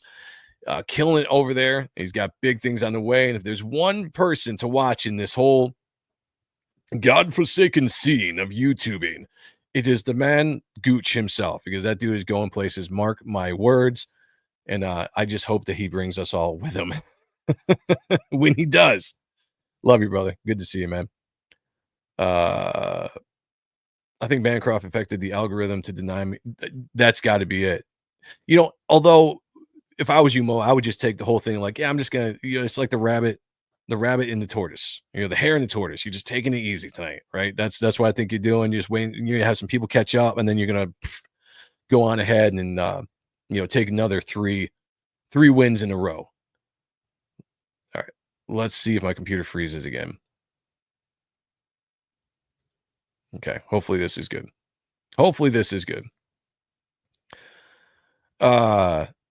All right, more reviews. Like I said, all the reviews are coming out. For these. Get the fuck out of here. I don't subscribe to this. Get me? From The Guardian. First steps to ruin. Is Marvel's Fantastic Four finally about to let the bad guy win? Bad guys win. Let's go. Is cosmic obliteration really the future? What the future holds, as the latest trailer for the forthcoming First Steps appears to show. Jeez. What if Thanos really had a finger snapped away half of life in the universe and then kicked back in his scorched Titan homestead like a giant purple what if Ultron had succeeded uploading himself into the cloud, turning every smart fridge and Fitbit into a genocidal death bot? That'd be cool. What if Loki had kept the Tesseract, conquered Earth, and turned Avengers Tower into a golden skyscraper shaped like his own smirking face? All right, get to the point. What are we doing here? I did not read any of these articles. Give me a review. No reviews. Early glimpses of the film read like a love letter to the future that never was. All the soft lighting, swooping mid-century rocket ships, and wholesome family dynamics. Reed Richards is busy tinkering with gadgets that run on vacuum tubes and barely represents genius. Thank you. Ben Grimm lurks in a Letterman jacket, looking like a walking pile of regret. Sue Storm floats weightless in the zero-gravity kitchen that wouldn't look out of place in a SpaceX commercial directed by Don Draper's a terrier younger brother, while Johnny Storm radiates cocksure charisma and combustion. Oh, interesting. That's funny because they kind of neutered Johnny Storm, from what I've heard, as the womanizer. Interesting language there. All that Apollo area optimism curdles fast. We cut to trembling ground crews misbehaving solar flares and giant shadow objects looming towards Earth before Julia Garner's Silver Surfer glides in like a chrome-plated herald of doom to announce that this planet is toast, and you may as well give up now. In any other Marvel movie, that would be the cue for the heroic fight back and the Galactus being packed off to the nearest celestial naughty step. The end credits would show that the team curing their hunger's plans. Man, I can't read this. Is way too white. In an all-night diner. But there is something so downcast about this new trailer that you can't help but wonder if everything is going to work out, at least for the best this time. After all, this isn't the Marvel Cinematic Universe we have come to know and love, and maybe sleek, chrome-plated utopia built on jetpacks and optimism, but as it is one of maybe a million universes, it also eminently I can't fucking talk tonight. Whatever. Instantly rebootable and narratively non-binding. Jeez. Could all of this soaring space bridges, apple cheek children, and pastel. Why are you using such words? Why can't you just talk normal? Just talk normal. Perhaps the biggest concern for those who stayed through the Thunderbolts, not its startling second post-credit scene, is that the Fantastic Four retro rocket ship is shown hurtling towards Earth 616. Roy, I hope you're paying attention, because this is what I was saying. Like a vinyl-wrapped harbinger of doom, Feige insisted that this may not be that ship, but it is. But if it is it, then all of those efforts in the first steps may just have been in vain. The opening moments of the next year's Avengers Doomsday could yet show the four crash landing into the MCU, bruised, broken, and with apocalypse on their ash-flecked lips. I hate articles when you gotta speak all like that. What the fuck is that word? I know, right? That's what I'm saying. Came across pretty cock uncertain in the trailer. See? Yeah. I can't read this. It's way too white. It shows officially the anti-Michael Bancroft. Well, okay. This article is small print compared to the others, and it's really white. I have to squint. It's not good. That's my excuse. No stakes, Joe. Author is saying MCU zero stakes. Thanks, multiverse BS. Yeah. Oh, so apple cheek children is corny writing, but you can just call Superman corn sweat over and over. Yeah. The writer is trying to win a Dr. Seuss with all those tongue twists. Yeah, it's the I hate articles that are written like that. Like they're trying to be smart and cheeky, right? Like they have to just tell me, just let me read it. That's all. Smokey the Comcat's in the house says, "Hail, Ronin Joe." Hail, man. Good to see you. Thank you for being here. And then shout out to the entire chat for being here tonight.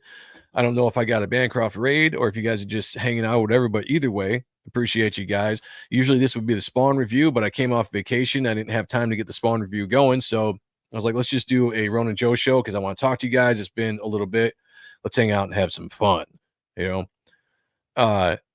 So with Fantastic Four, this is my biggest worries here are the neutering of Johnny Storm. We have talked about Sue Storm being the leader. I have no idea what the hell they're going to do with Mr. Fantastic. Pedro Pascal. Yeah, there you go. I don't think it's going to be a good representation of the character. And this is the movie I probably have the most worry about of all the movies. Jurassic Park, I think, is going to be really good because it's going to be fun dinosaur stuff. Superman could be good or bad. You know, take your pick. Depending on what you're looking for, you might come out of that movie and be like, this was the best Superman ever, or this was so corny it sucked. Fantastic Four, on the other hand, has potential to be good with what they're trying to accomplish, but there's so many things going against it right now. One, you get the Silver Surfer. It's already a downgrade. I do not like the fact that they are in a different universe, even though that's the only way it makes sense to have these characters, you know, have their universe destroyed, which almost, in my opinion, I think you give away the plot. But yeah, Galactus has to win. If you're going to bring Galactus in this storyline, it can't be a one-off villain. And if they do it that way, it's a mistake. You bring Galactus in, you set him up now, he destroys their world, they escape the 616 universe, and they let everybody know that's there, that Galactus is coming. And you build him up for a bigger villain going forward after Doomsday, you know, after Secret Wars. Then you bring Galactus back. You know, like that's what they need to do with that character. So I think they've already kind of given the plot away that he's going to show up, he's going to succeed, he's going to destroy this world. You know, maybe Silver Surfer helps them escape and they get into the 616 and boom, there you go. That's the only thing that makes sense to me. Otherwise, I don't know. I think that's what's going to happen. I think Galactus is going to win. Like I really do. Oh, you're a big crypto fan. Okay. See, that's one of the things about Superman. I've never been a big crypto fan. And I worry that it's going to be too much comedy relief for that, but we'll see. Superman could be good or bad. That would be a great title for the review. It's pretty much what it was, right? I do like the world they created for the Fantastic Four. They are flying car pods besides the Fantastic Four. The only thing I didn't like about it, Roy, when I first saw them advertising is I didn't like the aesthetic of the 60s. I get more like what they're trying to do now, where it's, we're kind of looking like the Jetsons, right? Is, like this, more sci-fi futuristic 60s world. So it kind of captures the Jack Kirby, Stan Lee feels of the characters, but also gives them that futuristic aspect. It could work good. I don't know. It's the movie I've been the most worried about. And you guys know I'm not a huge fan of Fantastic Four anyway. So this movie has to be like really, really good. My saving grace is Galactus. I think Galactus is gonna be badass. I like the actor they're using. I think the voice is gonna be good. If they have Galactus win, you set him up as a bigger character where you're gonna return. That makes all the sense in the world. So we'll see if that actually happens. Fantastic Four First Steps is going to make us wish Galactus won. I think he's gonna win.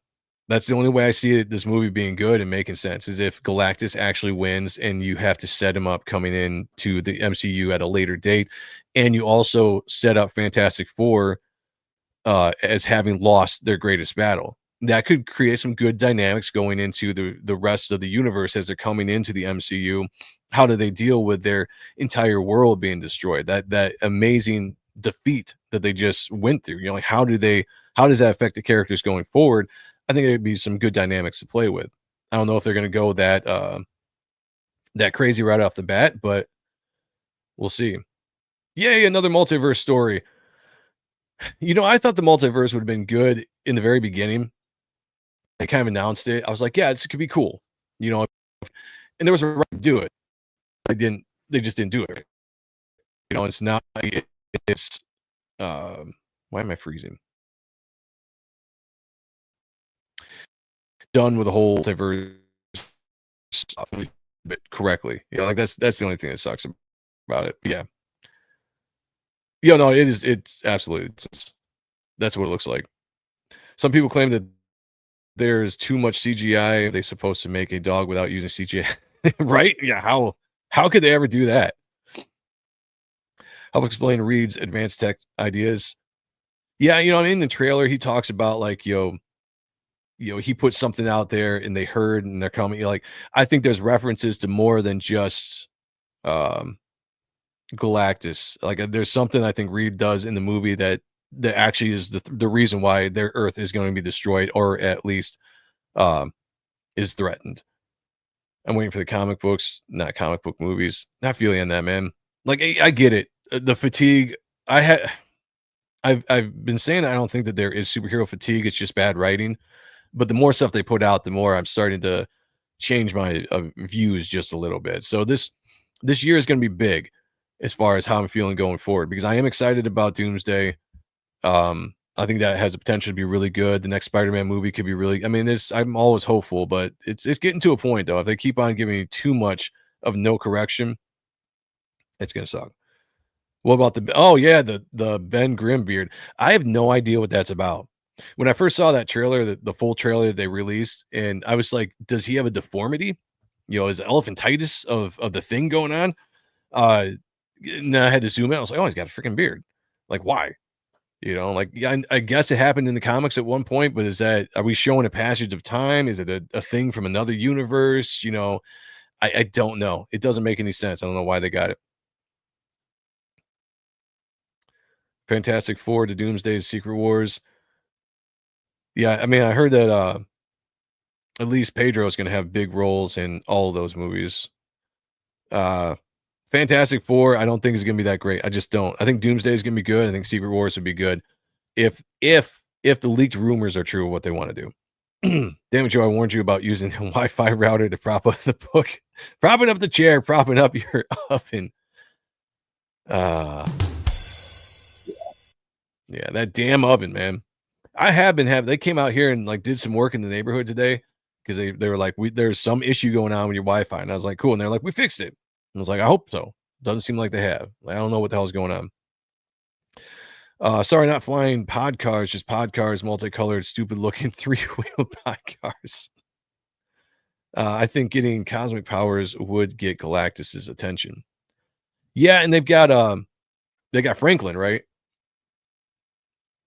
So that was revealed that they got Franklin Richards, I think is what it brings Galactus to Earth. So it'll be interesting what they're going to do with Franklin Richards. You know, in the comics, he's a crazy powerful character as a kid. Obviously, he's going to start out as a baby, but you know, how is that going to play out? I don't know. Sometimes I think that it might be too convoluted of a script from what I'm seeing, but it might play out. It might play out. Battle Beast is gonna be good. I think the second one's dropping here pretty soon. We'll cover that on Galactus. Reading the chat. We'll cover that on Ott and stuff when we get a chance. All right, last article of the night, because we all love Star Wars. Rumor: huge Star Wars series to get season 2 with beloved actor. I'm gonna say that right off the bat. Like, I did not mind Obi-Wan. I know a lot of people hated it. I'm a little bit more entertained. Like, I don't need much out of movies and TV series to be entertained. That's just me. There was lots of things I didn't like about it, but I was only really tuning into that to see Obi-Wan and Darth Vader fight. And that I got that, and I was satisfied with that. And that's fine. I forgot the rest of the series. Doesn't really matter. I just remembered the fight scene, and that's all I care about. But now, possible season 2. A new rumor hints that the familiar Jedi Master could return in a potential season 2 of a big Star Wars show. Over 3 years after Obi-Wan Kenobi's Disney Plus debut, reports suggest Lucasfilms may be revisiting the character's journey. As development moves forward, it would signal another major character in the Star Wars saga. So it doesn't necessarily, it might not be season 2. It could just be you're bringing this character back in another show, possibly. A new rumor shared by industry scooper Daniel Richman suggests that Ewan McGregor may return as the titular. Titular. Yeah, it makes me think of titties, even though it has nothing to do with titties, but like titular. Let's just, Jedi. Though no production timeline or release window has been announced. Obi-Wan Kenobi was initially developed as a limited series and labeled the complete series upon its physical release. The show debuted in May of 2022, explored Obi-Wan's life a decade after the Revenge of the Sith. Along with McGregor, the show featured all these people. According to Richmond, there is no confirmed plot, casting, production schedule for a second season. So why are we talking about it? As of June 2025, Lucasfilms has not issued an official statement confirming the development or renewal. Then why are we talking about it? The rumor of season 2 of Obi-Wan Kenobi remains unconfirmed amid broader shifts in Lucasfilms' slate. Then why the fuck are we talking about it? Recent Star Wars series like Andor nearing completion, The Mandalorian and Grogu will reportedly close out. The Mandalorian storyline will close out the Mandalorian storyline. Amid these transitions, Obi-Wan Kenobi remains one of the highest performing Star Wars shows on Disney Plus in terms of viewership. Several Star Wars projects have entered development in recent years without progressing to the full production. Lucasfilms has removed multiple films and series planned for 2022. Given this trend, Obi-Wan Kenobi Season 2's development status does not guarantee a green light or eventual release. And why are we talking about it? Season 1 followed Obi-Wan Kenobi as he protected young Princess Leia and confronted his former apprentice, Darth Vader. The story bridged the gap between Episode 3, Revenge of the Sith, and Episode 4, A New Hope. All episodes of Obi-Wan Kenobi Season 1 is available. Yeah, so why are we talking about it? That's what I want to know. That's what I want to know. That was a waste of my time. Next time, proofread your fucking articles. Okay. Sorry about that. Tits for brains. Thank you. I appreciate that. Oh, crap. Remember crazy old John Malkovich is in this. Oh, yeah. He might be the... interesting. I heard they removed him from the credits. So I wonder if what's going on with that. No one even cares about Star Wars anymore. I know they really don't. Ewan McGregor's gets the women crowd to expose their titulars. Yes, see, that alone is worth the price. Why the fuck are we talking about it? I don't know, man. You're the one who titled the stream. Hey, it was a last minute thing. All right, the show was last. Tacos for titties. Let's go. Sorry, just got a text. Joe's still on vacation. Yes, I am. It's one of those things. I came back. I'm like, what do we talk about? I'm like, okay, here. I see this article pop up. I'm like, all right, Obi-Wan Kenobi season 2. Cool. Let's bring it up. Grab the article. Read the title. I was like, we can talk about that. That's fun. Let's do it. Yeah. Sometimes I proofread this stuff. Sometimes I don't, and that's my bad. That is my bad right there. All right. I've got this thing. I didn't start the goal, but the goal is if I can get $50 in super chats, you guys can pick, or whoever wins that can pick a song for me to sing and humiliate myself, or just sing in general on the next Ronin Joe show. We got $10 in super chats so far throughout the show, just $40 shy. It can be a group thing. It can be somebody just doing it on their own, and we will definitely do it. I think it's been fun. Sheldon Martin is the guy that really fucked my world up by making me sing Underneath Our Clothes by Shakira on one of the last shows. It was horrible, but that is something we were trying to do, and it's fun. And I've got my guitar next to me. Maybe we just jam every once in a while, close out the show, throw a song out at me, or maybe I'll just I'll make up a song and sing the stuff that's in the chat. That could be interesting.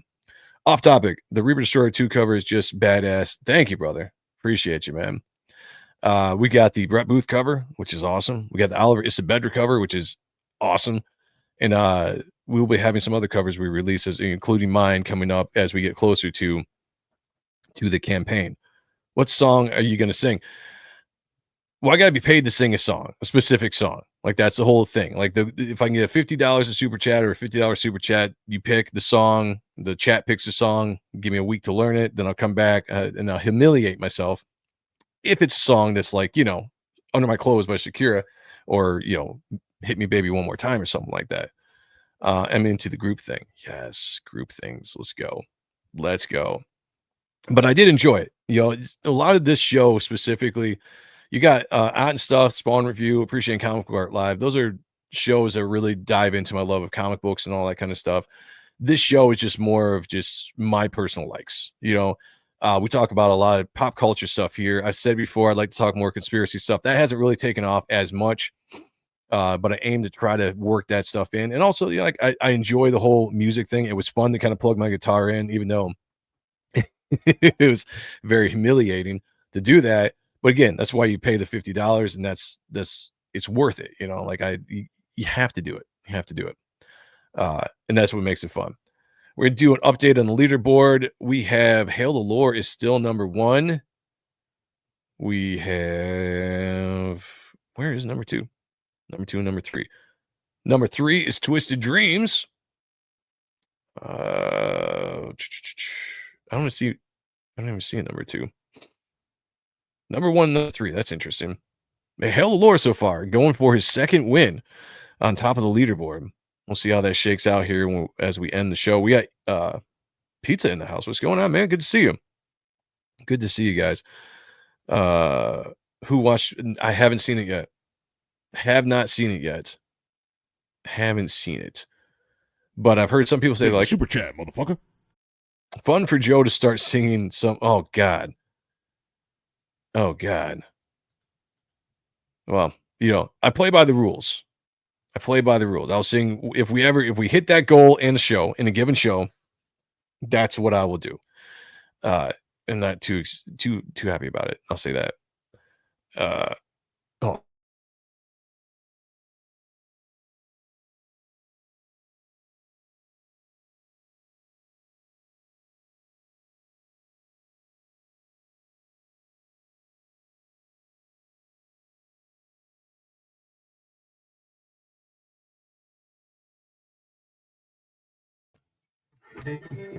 All right.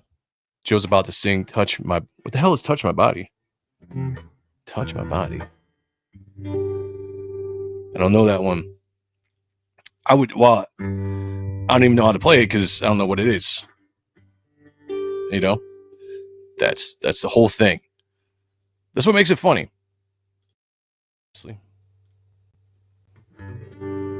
Oh, that's a Mariah Carey song?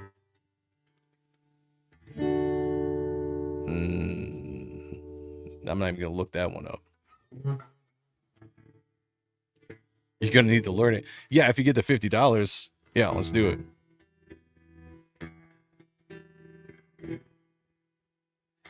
Tune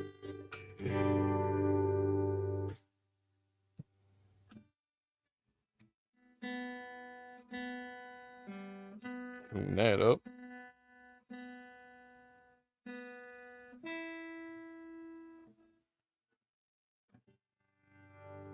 There we go.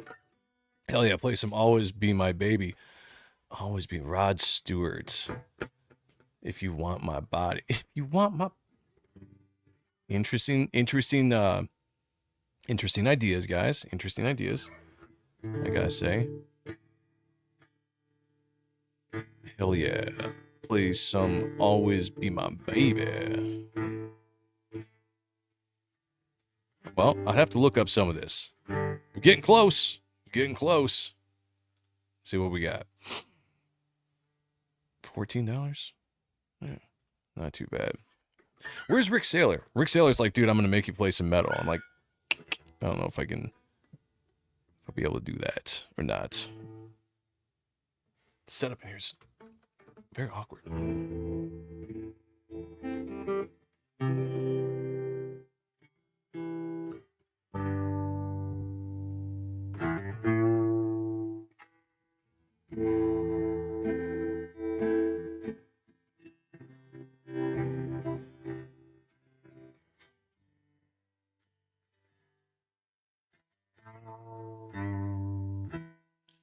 So your band and metal, but yeah, that's well, okay.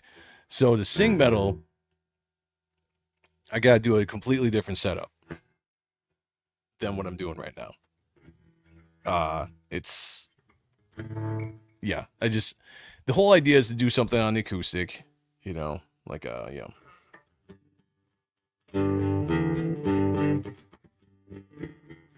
simple shit, you know, simple shit that you can play and sing at the same time. Every time I see someone grab an acoustic, I'm like, let's hear that smoke on the water. Oh, yeah. Smoke on the water, fire in the sky. Don't know how to play those things. All right, how about this? We're going to close out this song. Oh, shit. Oh, shit. Oh. There's a super chat, motherfucker. Can I request a series of reviews, please? Backlash with Sean and Kayla was my favorite character of all time. We had it so good in the 90s as teenagers. Facts, my friend. Booth, Benitez, Turner, Campbell, damn. Cheers, legends. Yeah, that's 100%. When we get back, yeah, absolutely. When Appreciating Comic Book Art Live comes back, we can definitely do that. I love Backlash, and we haven't done Backlash yet, so we can definitely do that. I like that. Yeah, Ronin Unplugged. That's how we end the show. Although I need to restring this for you guys. It's been sitting over there for a long, long time, needing a chance to bring it out. Okay, let's end this show on a fun note. Any updates on the iconic former... Any updates on the iconic former champion Twister Dreams? Well, so far he's sitting at third right now. We got Hail the Lore in first place. I'm assuming Mo Biggs is probably second place. I can't see in the chat where number 2 is, though. But yeah, Twister Dreams, I'm going to have to change that. We'll see. Let me do some math here.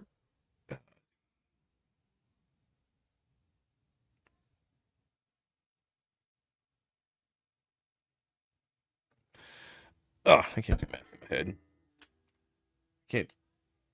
Can't read and can't do math in my head. Let's go. Okay, yeah, no, that's we've officially hit over 50 in the chat. So, this is what I'm going to do. If you guys are still in the chat, collectively you guys hit $50 in super chats. So, what I think we can do, which is fair, start putting song names in the chat. And then we're going to have to choose a song to sing collectively. And we'll vote on that. And then next week, not this Sunday, because you gotta give me a little time. Next week, I'll sing it. So send some ideas in the chat. Do now. While we have time, don't waste this opportunity. You made the top 20. Hell yeah, I did. Where does that put us? We were right there, buddy. Right there. Boys in the Hood. Okay, it's an interesting one. What else we got? Come on now. Everybody get in here. Ooh, there's a good one. Alice in Chains, Down in a Hole. Wish You Were Here by Pink Floyd. I'm liking these ideas. We'll let this go for a couple more minutes, and then we'll choose. Now, here's one of the stipulations, though. I still have to be able to play and sing at the same time, which I can do that, but there's limits to what I can do.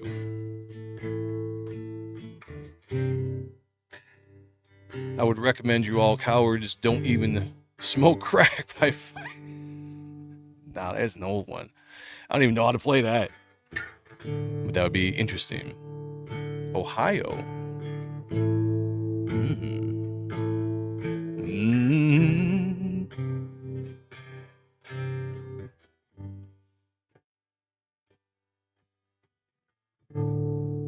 You guys can get 5 good ones in there. We'll vote on those 5. And I'll have to look it up, make sure I can play it and sing at the same time. Some of that Alice in Chains would be cool. I just don't know. Well, I'm not going to look it up just yet. Detachable Penis. Lady Ronin in with the deep cut. Detachable Penis. Now that would be interesting. Detachable Penis. Kayla said Touch My Body by Mariah Carey. Okay. Black Dog by Babe Ruth. Don't know that one. We'll put it on there. I haven't heard that song in like 30 years. With Detachable Penis, I actually heard it for the first time on vacation. I'm just like, what is this? She's like, you ought to do that for your show sometime. I'm like, okay. We can do it. So...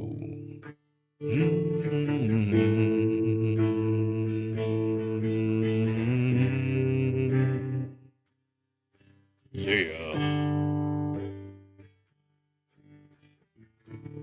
Do you guys want Detachable Penis?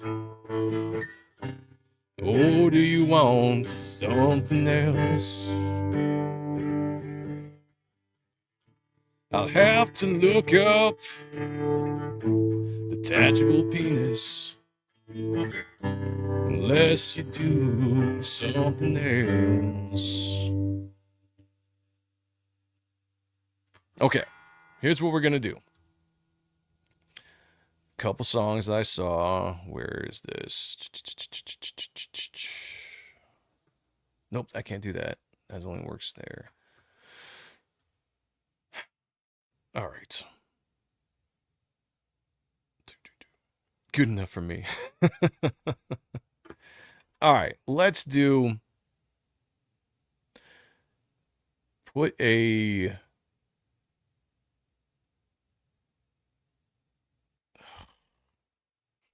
Put number 1 in the chat if you want Detachable Penis.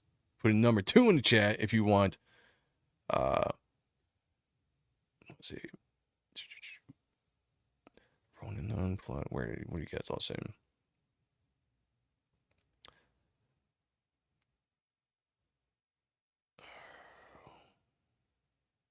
I don't even know what Boys in the Hood is. Put number 2 going. Boys in the Hood.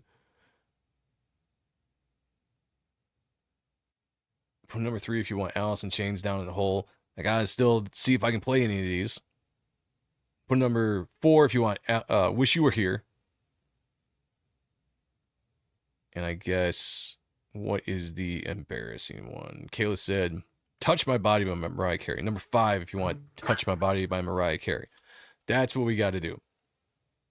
That's what we got. We got to pick this out. I've seen only one. Detachable Penis by Mo Biggs. I want to kiss you all over and over and again. Yeah, thank you. Thank you. Till the night closes in. Why not a melody? Detachable Penis and Down in a Hole. Now, if that was possible. If that was possible. Oh, shit.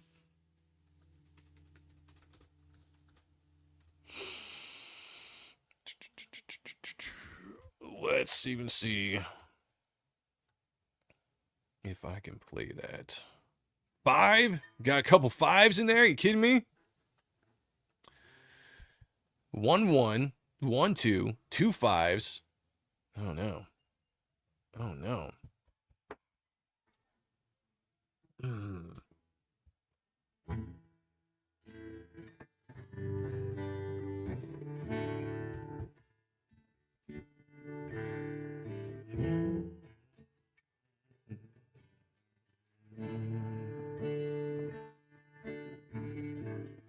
That'll be interesting with it down in the hole because you don't have that 5th harmony. So you're going to hit those notes. Do that.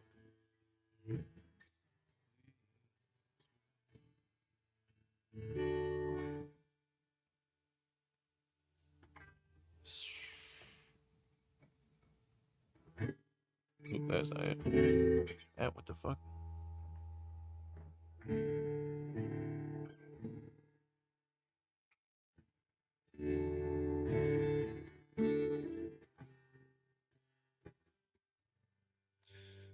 Well, there's that 69. What does that even mean?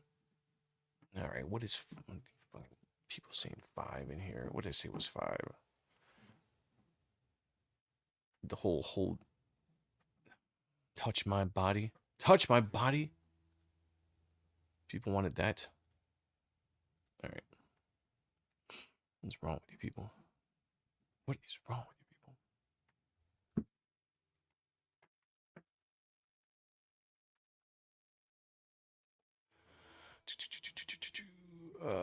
Okay. How does that even go?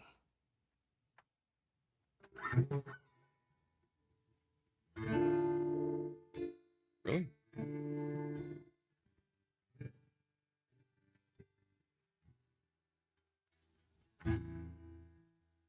Seems simple enough, I guess. I know that you've been waiting for it. I'm waiting too. In my imagination, I'll be all up on you.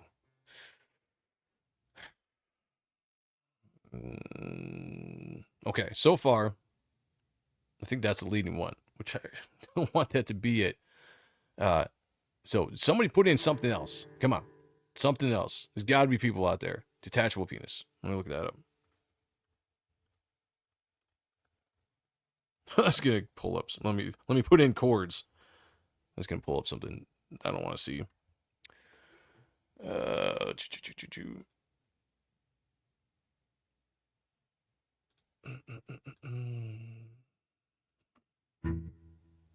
Who played that song? I woke up this morning. Okay, that's A minor. But then again, that's got to be power chords in there. Okay. All right. Well, you guys apparently hate me. I see 2 5s in there. Is something. One more vote. Help out. Mo Biggs. Yeah.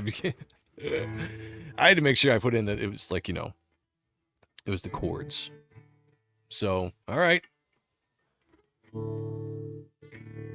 Oh, come on. That's some bullshit. This is what that is.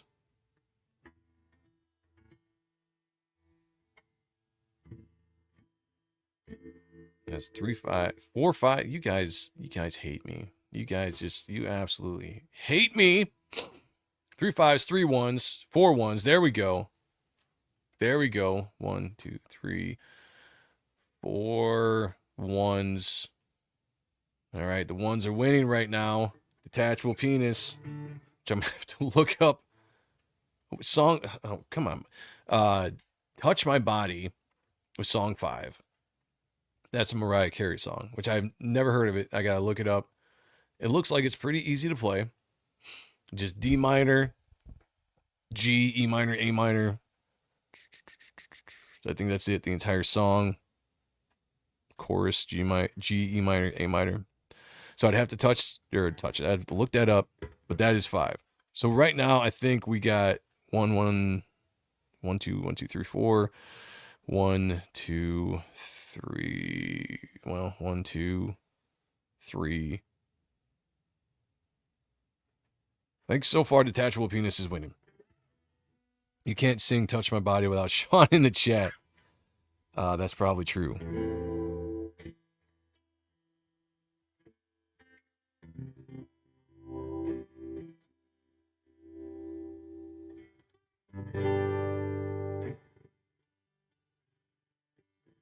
All right. So far, Detachable Penis is winning, which I don't know if that's much better. I will look it up and I'll see if I can play. We're going to end this here unless we get another one. We'll go with Detachable Penis.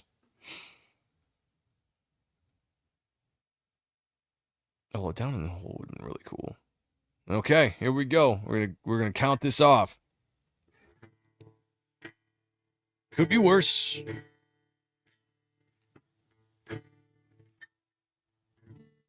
Could be worse. She should have said Mariah Carey, Honey with Lax Mass. I have you rap in these parts. I cannot rap. It would that would not work. No way. 5 has to be like 4 votes. It could be 4 votes. That wasn't good. Somebody count it up. I'm seeing. I'm just gonna go up and count 5. 1, 2, 3, 4. All right, 4 votes for 5. 1 is 1, 2, 3, 4. Okay, so that's a tie. Between, yeah, 5's got 4, 1's got 4. I would feel bad for Joe did this to himself. That's the whole part, the point, you know. It's got, you know, can't turn down. $50 is $50, right? $20 is $20, $50 is $50. That's what I would do. So far, it's a tie. I need a tiebreaker. So what we're gonna do? Tiebreaker. Let's go.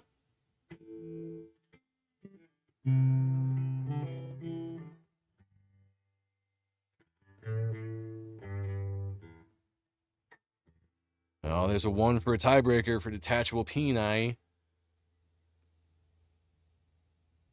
What would be a $100 get? What, $100 get?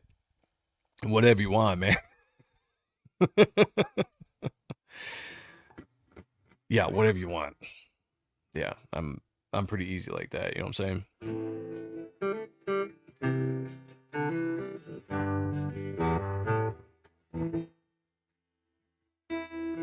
You're gonna change your vote to 5?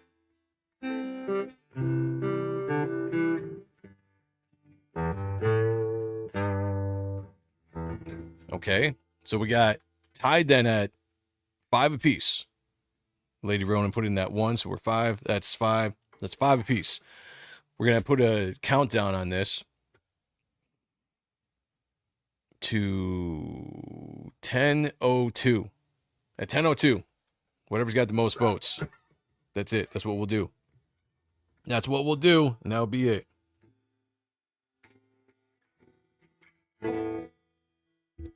He would play Touch My Body, but you can tell Joe feels like he can't breathe until Detachable Penis comes out.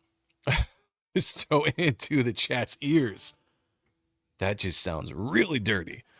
And I like it. Let's go. I'm down. Let's do this.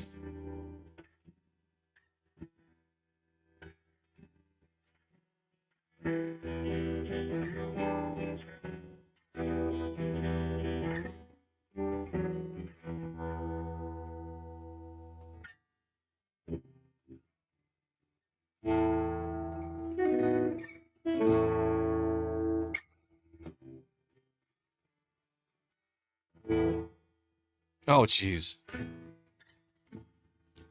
Nickelback's Hero. Well, that wasn't one of them.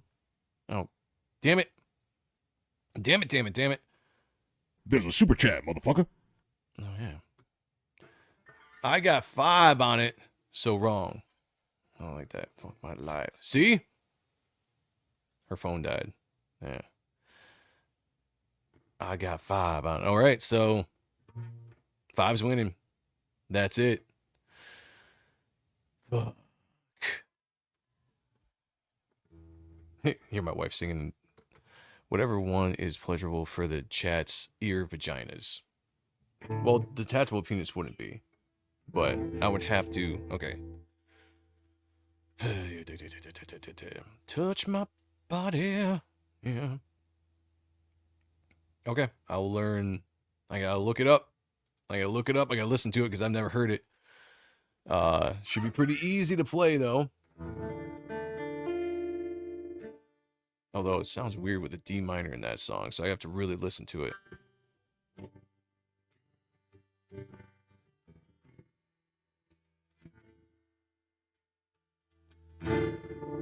Okay.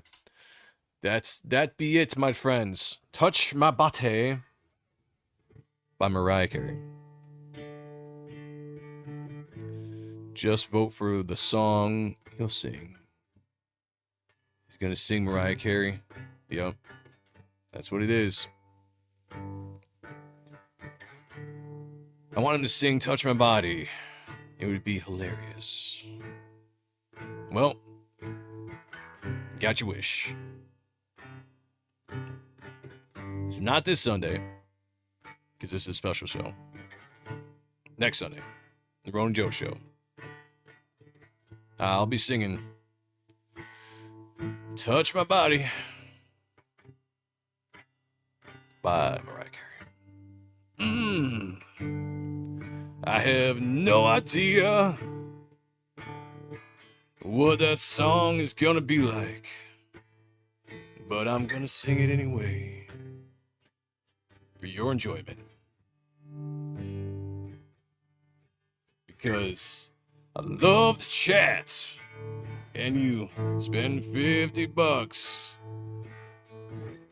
So I'll do whatever for money. 'Cause I'm good like that, and I love you all.